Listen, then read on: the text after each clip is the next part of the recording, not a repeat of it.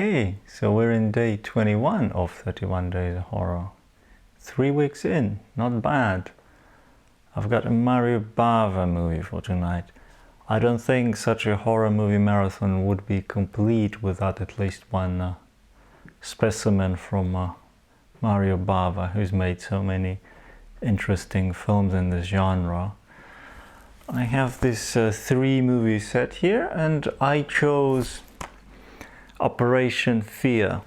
It's from 1960s. The movie stars Giacomo Rossi Stewart and Erika Blanc, and it's a wonderful ghost story. The American title I think was Kill Baby Kill. Operazione Paura is the Italian title. It's one of these films which I think it's essential if you want to approach the topic of Italian horror films. I think this is one of those essential films which contain so many important elements in the context of Mario Bava's own filmography. It's a great, outstanding film. It had quite an unlucky genesis. The production failed halfway through the movie. They had no more money, and Mario Bava had no way of paying the cast, and the cast, based on just the sheer respect, said they'll carry on with pretty much for free, and they managed to wrap the movie without any more money. And this resulted also in not being able to pay a composer or afford any more new music. So the movie is interestingly scored with bits and pieces of music from previous Mario Bava movies. I recognized at least 2. I heard some cues from Blood and Black Lace, and I recognized the love theme from The Whip and the Body. The basic plot of Kill Baby Kill is this, it's like the turn of the century, so everybody's wearing these capes. It's the kind of, it's kind of in the time frame as Dracula, for example.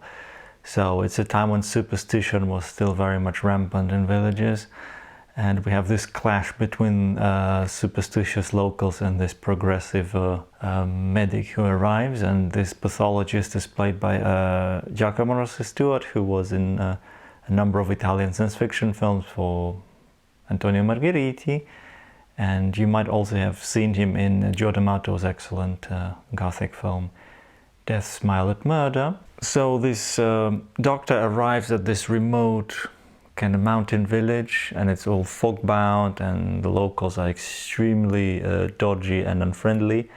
And he encounters a cop there who's arrived to investigate a suspicious death. So the doctor is asked to perform an autopsy to ascertain whether that was a violent death or a suicide. And then mysterious things start happening, and it transpires that there is a supernatural entity which haunts this village, and there is a backstory why the villages are being terrorized by this ghost.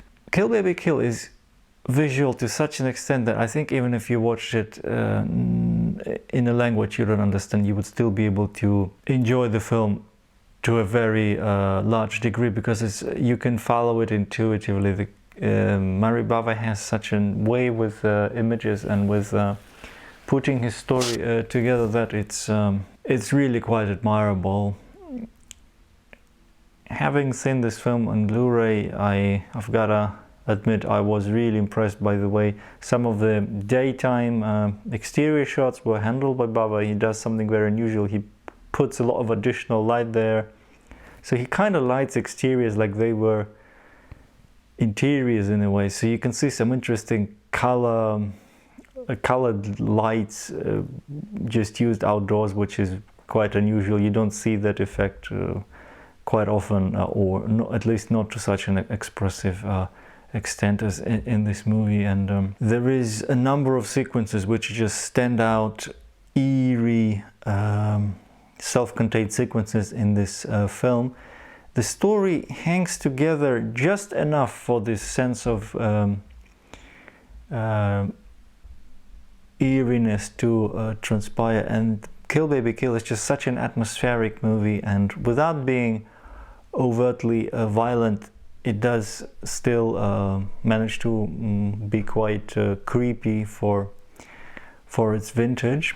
There is a great scene at the cemetery which is very obviously shot on a soundstage so that they could have that kind of fog which doesn't happen in real life, so it just stays hanging there in the still air.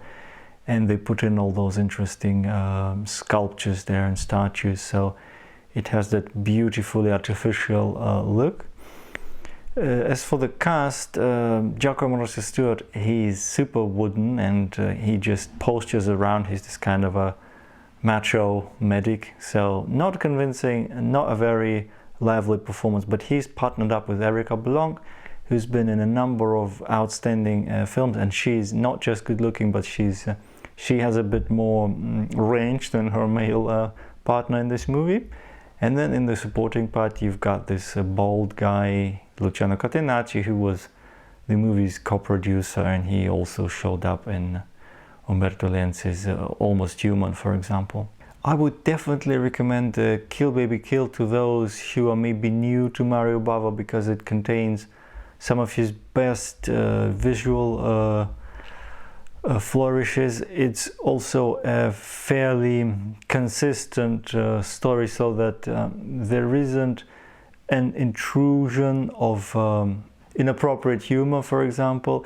Mario Bava has this tendency to end his movies on an ironic note, which kind of sometimes discredits the whole previous movie, because this final joke is supposed to reveal that it was all just a dream, just a movie, so things like that. Thankfully, there isn't anything like that in Kill Baby Kill. The film has an appropriate, gothic, scary, moody ending. I think Kill Baby Kill also can grow on you on repeat viewings, where you are perhaps able, by revisiting the film, to appreciate the craftsmanship behind many sequences a bit more. The film starts out shot on location in this really decaying, dilapidated, semi-abandoned mountain village, and there are just shots which are obviously of genuine ruins, and the way these shots capture this the raw, haunting beauty of the place is something extraordinary. And then as the story unfolds,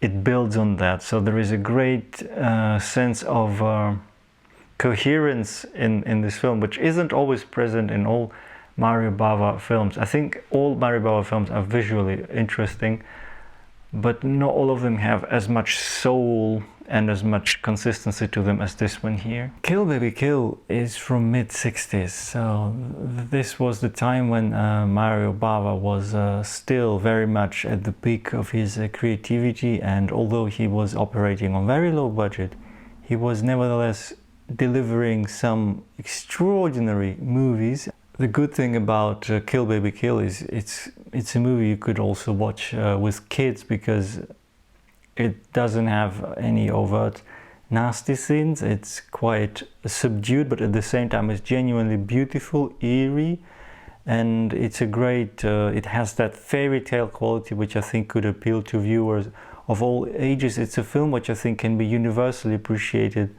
no matter what culture you come from. It just has that archetypal appeal as an eerie ghost tale, and I rate Kill Baby Kill very highly, and I would like to revisit this film soon, maybe for a more in-depth look at how Mario Bava managed to shine despite having obviously no budget whatsoever. So that's an achievement. I always have respect for filmmakers who manage to achieve something with almost nothing. So a wonderful film.